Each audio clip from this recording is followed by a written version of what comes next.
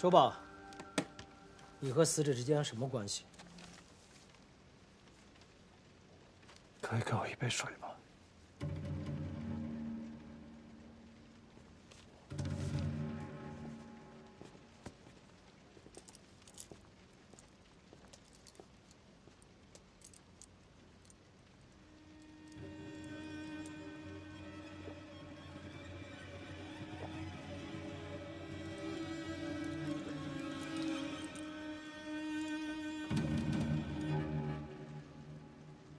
我不认识他，他绑架了我，想要杀了我。当天晚上发生了什么？那天晚上我吃了晚饭，大概8点半左右，我出门去见一个老朋友。这个老朋友叫什么名字？这可能会涉及到他人的隐私，我不方便透露。好，继续。我走在街上，碰到了一个套娃娃的地摊，我花了10块钱买了3个圈。第3个圈，我幸运地套到了云宝。我女儿从小就喜欢紫月，每天晚上都抱着她睡觉。谢谢了啊！我想把这个云宝带回去给她，她一定会挺开心的。然后我就拐进了一条小巷，小巷四下黑漆漆的。接下来，我的脑后就挨了一闷棍。当我醒过来的时候，应该是第2天的清晨。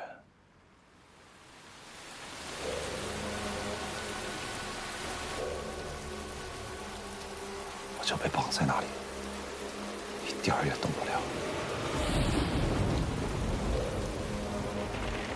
马洪山，段主任，你是谁？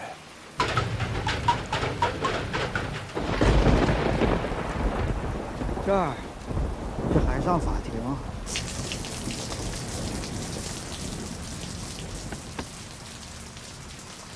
我是法官。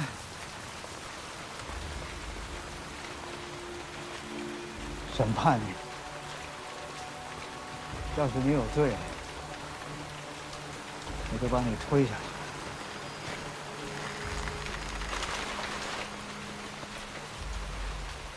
光天化日，朗朗乾坤，你逃不了。没有人知道你失踪了。今天早上8点，我本来应该出现在检察院的办公室，但是我没有。今天下午，我本来应该陪女儿到5岩3中去面试，但是我也没有。在这之前，我从来都没有迟到过。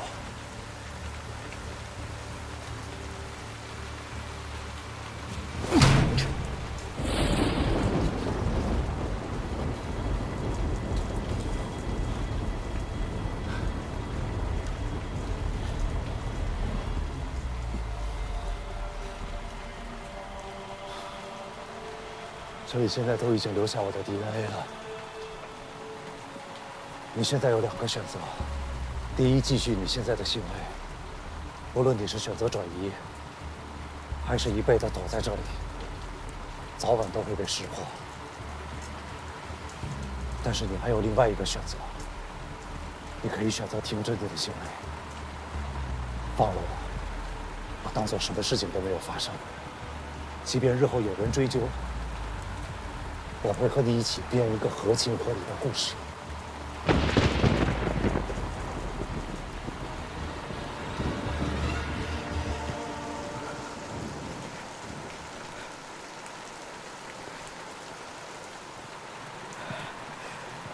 编故事。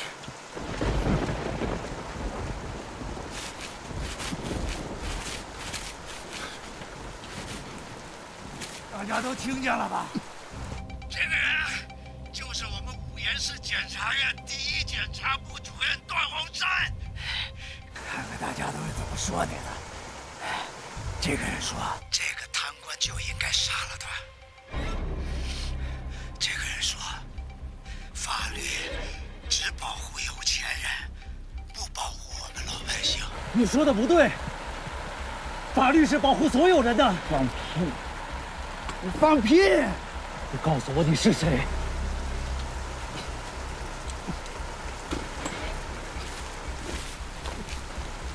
我儿子琳琳就是28号死的。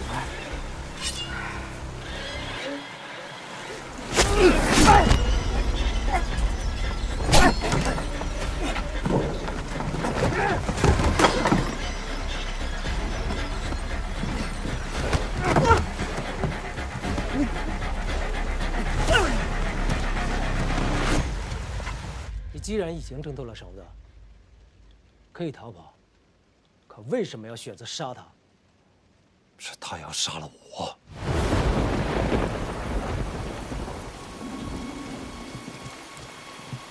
好啊！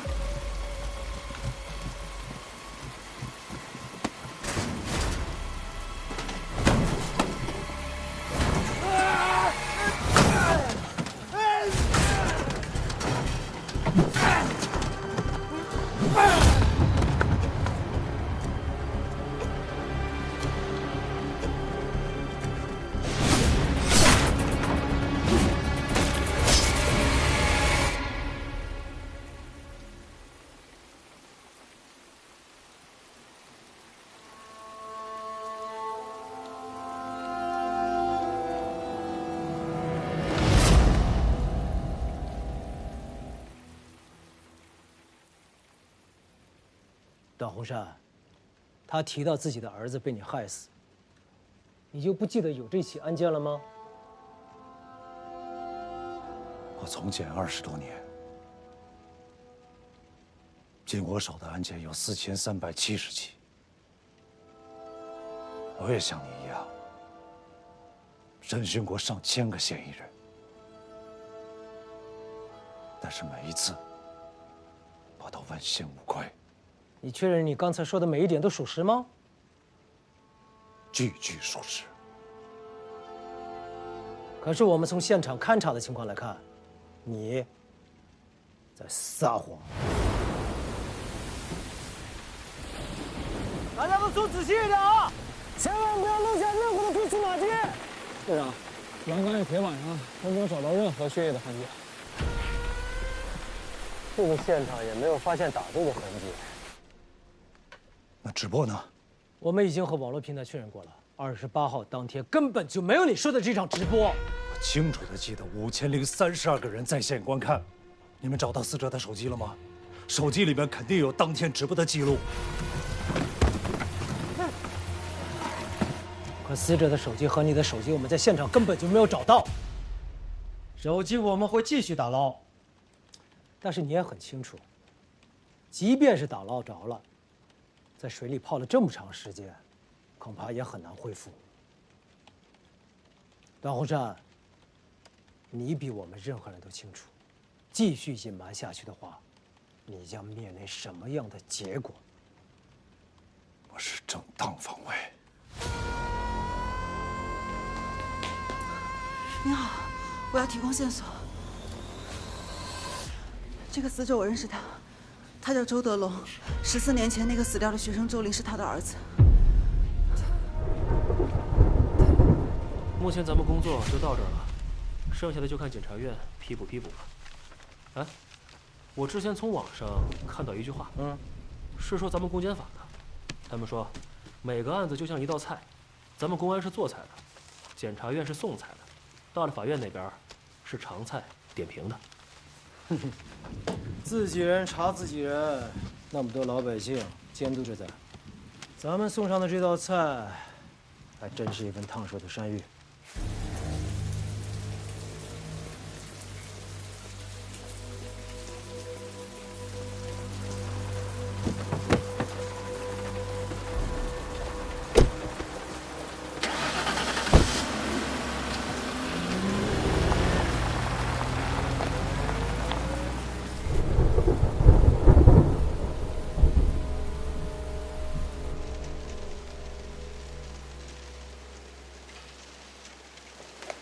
小芳，龚姐，怎么样？我想找出线索，是谁举报的段宏山？到现在为止，你看，这2个是有点嫌疑的。这个是判刑的。先不忙，你看看这个，公安刚刚送来的。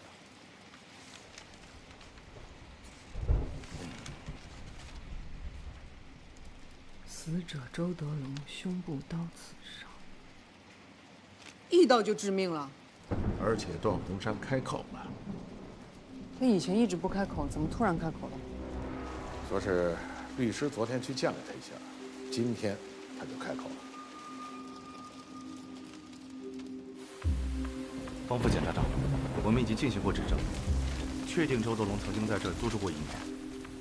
如果还有什么需要，我们会全力配合。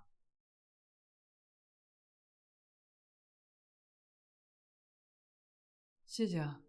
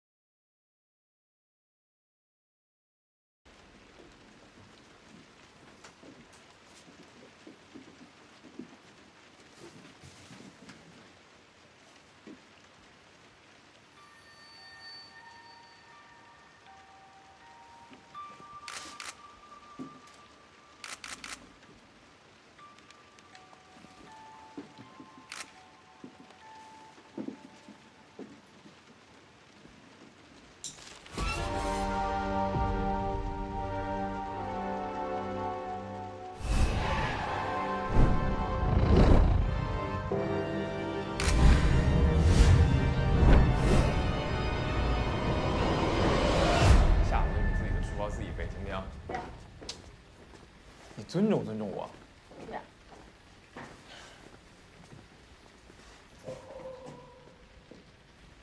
弟弟怎么了？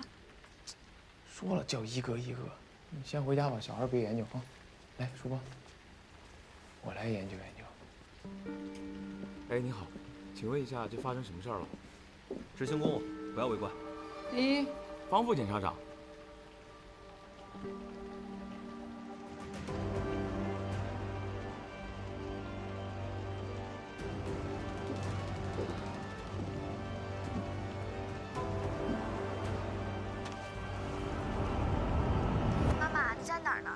对了，妈妈，我跟你说一件事儿，咱家好多警察。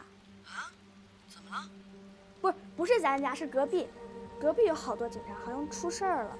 那你不用担心啊，弟弟去看过了。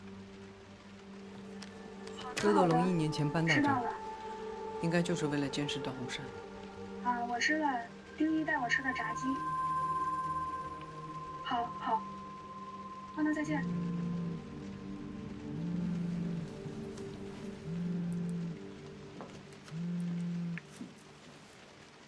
喂，龚姐。小芳，怎么样？周德龙应该一直在监视段宏山。周德龙就住在他隔壁，难道他一点没有察觉？你是认为段宏山发现了这件事？我也不确定。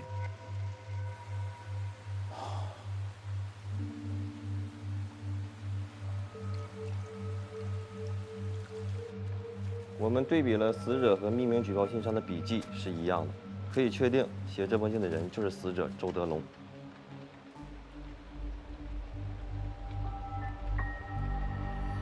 被举报人杀了举报者，会是巧合吗？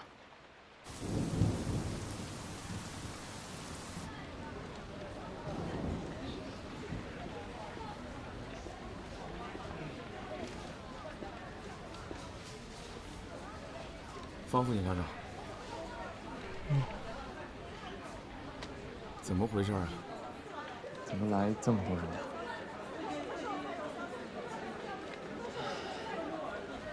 你知道检察官对办案质量终身负责吗？每一起案子，不管经过多少层级、多少环节，都最终落到一名检察官身上，对自己办过的案子终身负责，这样才能做到责任的分明、可追可溯。背得不错，这些都是段鸿山以前主办过的案子的人。段鸿山的案子很复杂。可是段主任不是说他是正当防卫吗？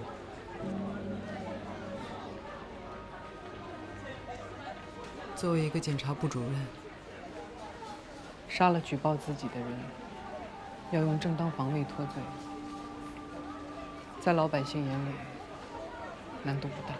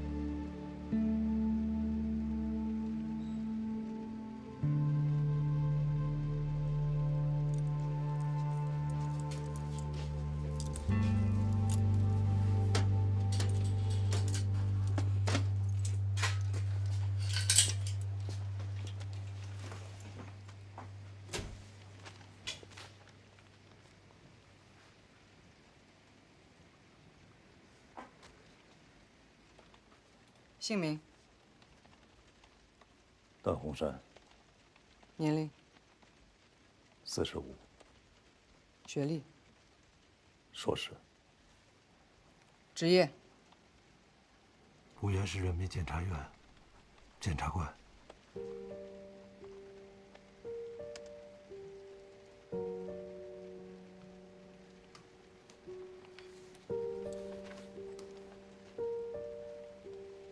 为什么一开始要保持沉默？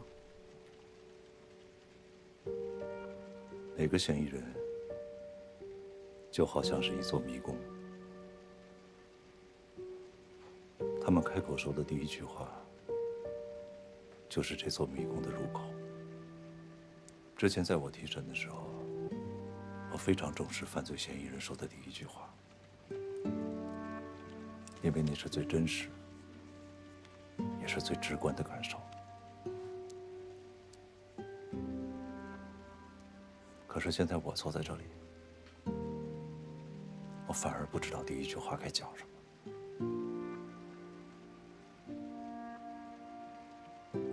所以，你在精心设计开口的第一句话，包括你的沉默。我既是这个迷宫，又是迷宫的入口。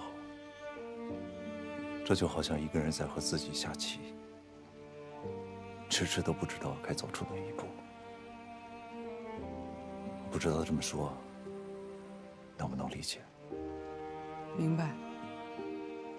你为别人打开了迷宫的入口，也为自己找到了出口。正当防卫。以我这么多年的检察经验，我这就是正当防卫。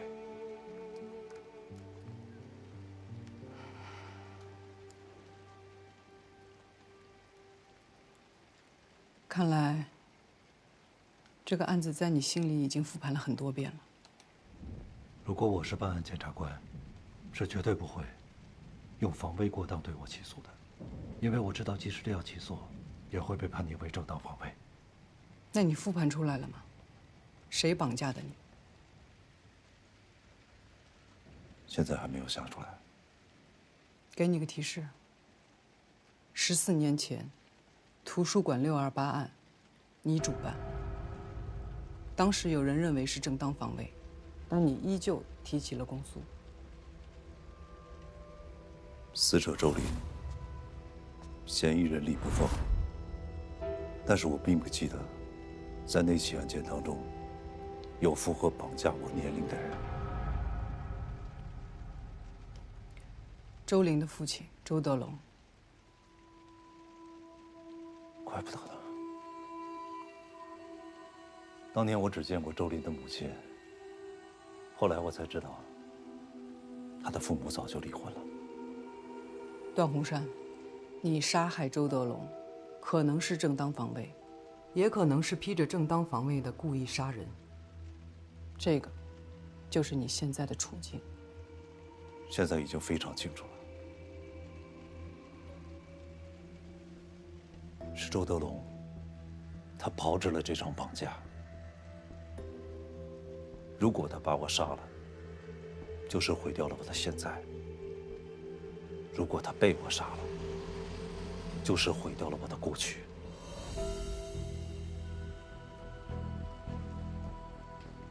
所以你们要想清楚，14年前的628案是一个支点，周德龙想要利用这个支点，撬动我之前所有已经尘埃落定的案件，来毁掉我的名誉，从而动摇公众对司法的信任。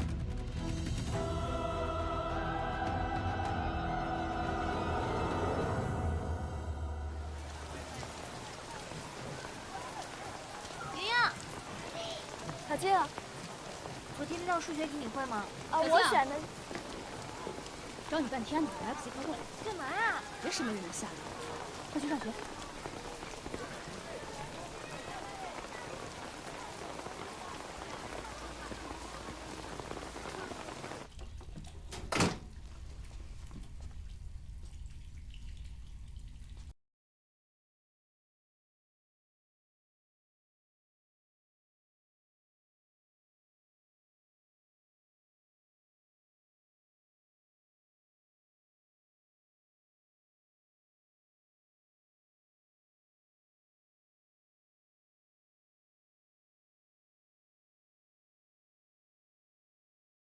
爸爸，是你吗？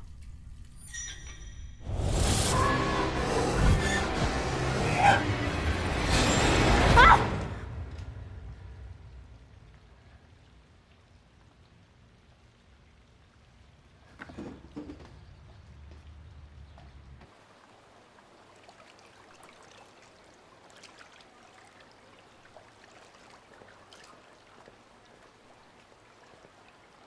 你怎么了？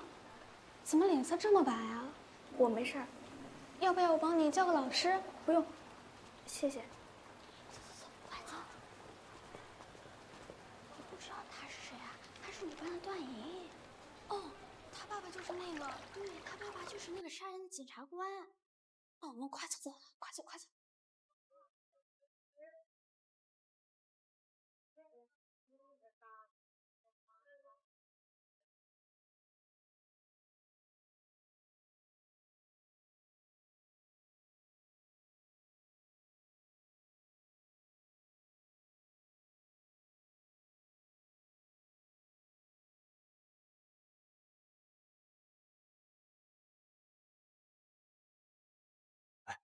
老周你还记得吧？不是上个月出去了吗？哎呀，我听说他有个读大学的闺女，在学校被同学欺负，休学了。真假的？真的，我骗你干嘛？我表哥跟他是邻居，今天上午来看我的时候跟我说的。哎，这就是他的命数。没错，谁让他是经过这儿的人呢，对吧？段洪山，到，律师要见你。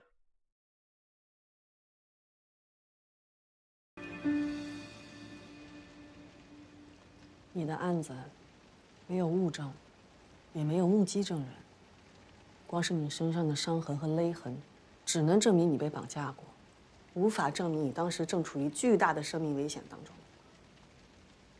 这个案子没那么简单。现在网络上很多人说你作为检察官犯了案子就应该严惩，万幸，也有很多人认为你就是正当防卫。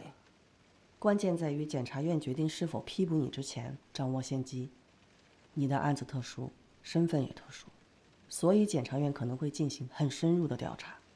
根据你的表述，我也认为你的行为属于正当防卫。你只要如实供述就可以了，懂吗？你没明白我的意思。我明白。签了吧。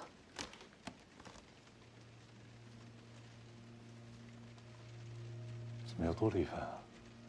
另外一份是你的房产转让权，抚养权转让上的探视时间我改了，1个星期让你见女儿1次。这是为什么呀？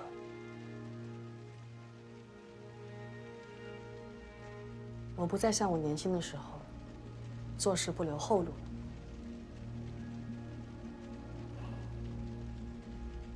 我那套房子又老又破，不值钱。留给莹莹的，我当然全都要。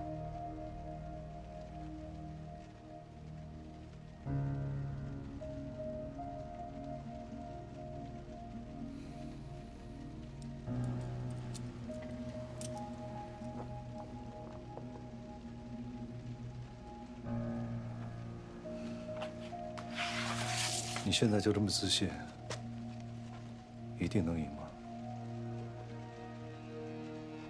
你要是没那么大信心，现在换人还来得及。你知道绑架我的是谁吗？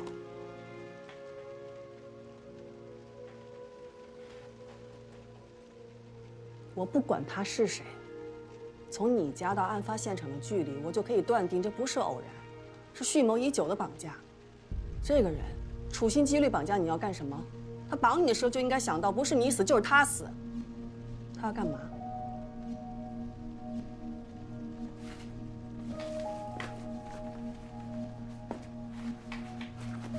周德龙，周林的父亲。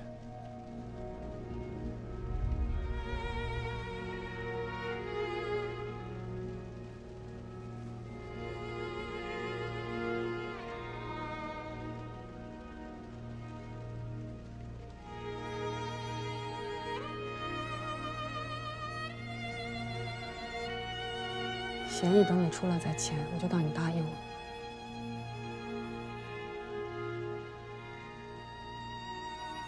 这个案子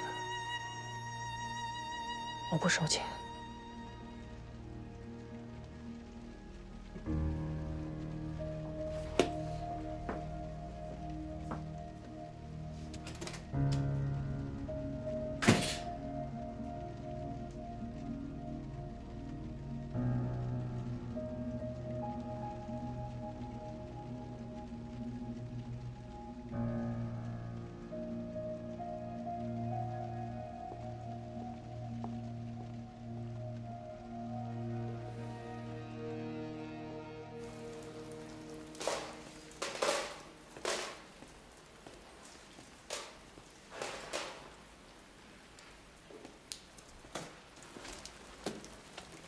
你方便吗？方便的话，跟你聊2句。好。14年前，我和段洪山一起办了你的案子。这么多年过去了，有一个问题，一直想问你。可以啊，问吧。你恨过段洪山吗？怎么说呢？如果没有段主任的话，我可能会过得更糟糕吧。这事儿我知道。你出来以后，段洪山总是不遗余力的想帮你。那你觉得周玲的家人恨段洪山吗？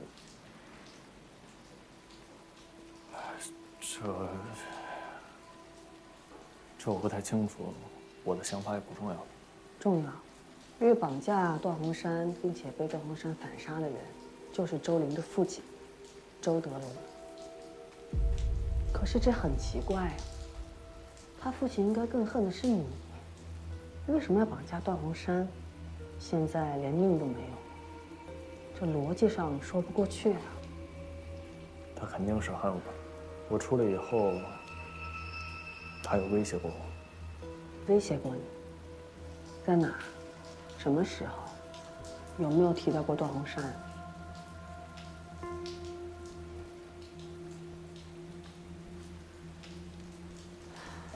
你不用跟我说，我现在是段鸿山的律师，你可以把你知道的事情告诉侦查机关，也许能帮到段鸿山呢。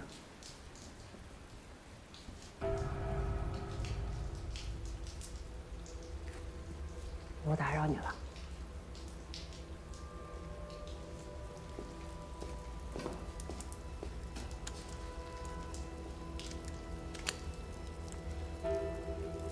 你可以再好好想一想。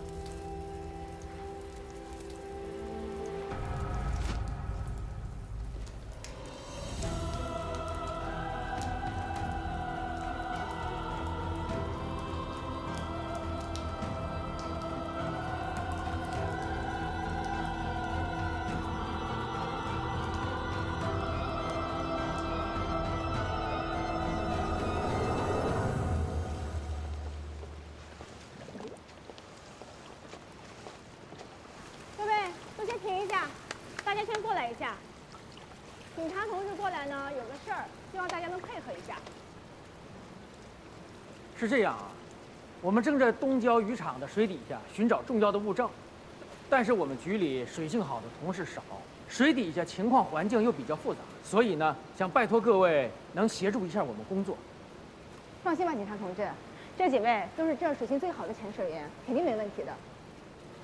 那个警察同志，这几天的雨就没停过，现在下水的话，会不会有点太危险了？我来吧。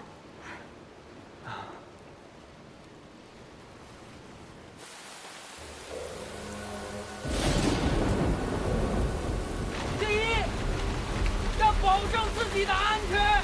天气比较恶劣，一定要搜寻仔细。重点注意，有没有手机、钥匙、刀具等等所有这下可疑的工具都要找出来。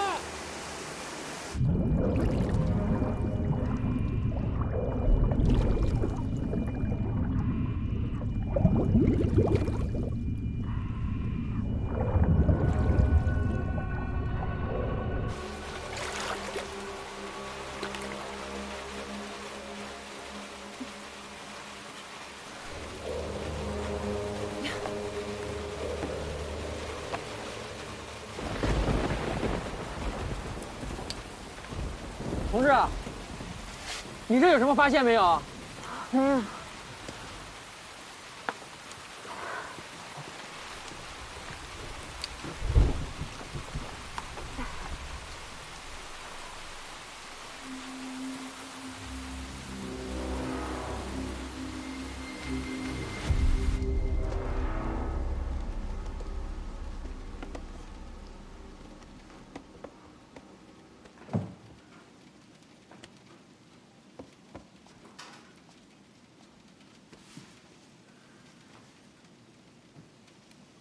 吃饭。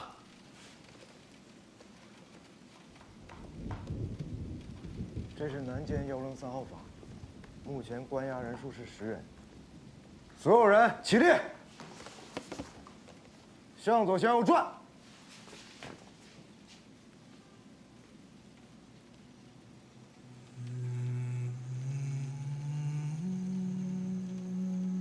大家吃的怎么样啊？有没有什么问题需要反映的？报告，没有。那有没有遇到什么不公的待遇啊？报告，没有。坐下吃饭。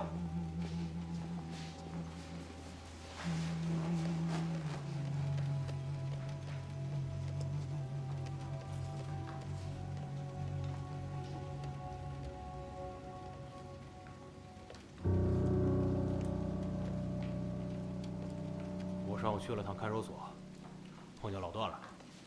老段，他状况怎么样？就跟那些刚进去的嫌疑人一样。哎，进了那个地方，有谁受得了？可是老段可是从检20年的老人了，而且还是第一检察部主任。你们记不记得，有一年电视台来院里做采访？当时他说，每个检察官无论面对什么情况，都要冷静、理智、客观，这是最基本的。再看看他现在啊，哎，你说，这段宏山他不会是在演戏吧？啊？这就不好说了。我市检察官段某向公安机关主动投案自首，称自己杀了人。警方迅速行动，对案件展开深入调查。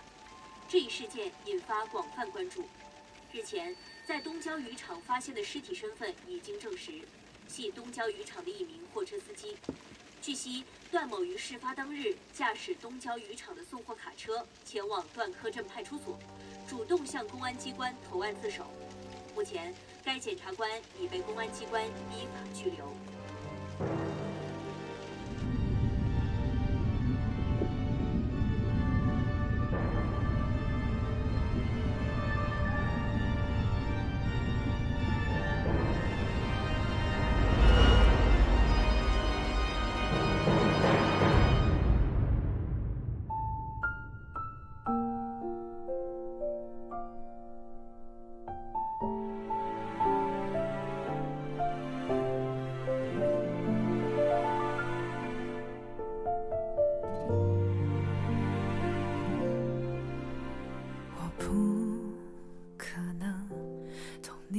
伤痛，虽不知道如何安慰，但陪伴或许有用。只愿此刻风和时间能带走你的迷雾，我依然在你左右，像星光守着夜空。曾想靠近，怕太过用力，让你更难平静，不去打扰你的沉默，只静静守候。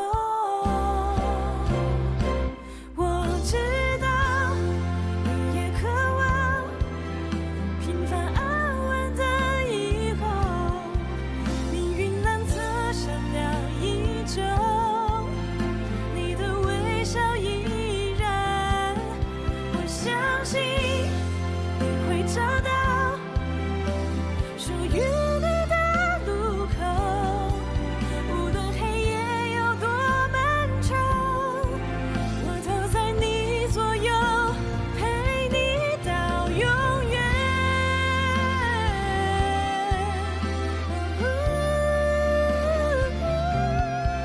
命运难测，善良依旧，你的微笑依然，我相信你会找到属于你的路口，无论黑夜有多漫长，我都在你左右，即使命运多残忍，我依然在你身旁，我会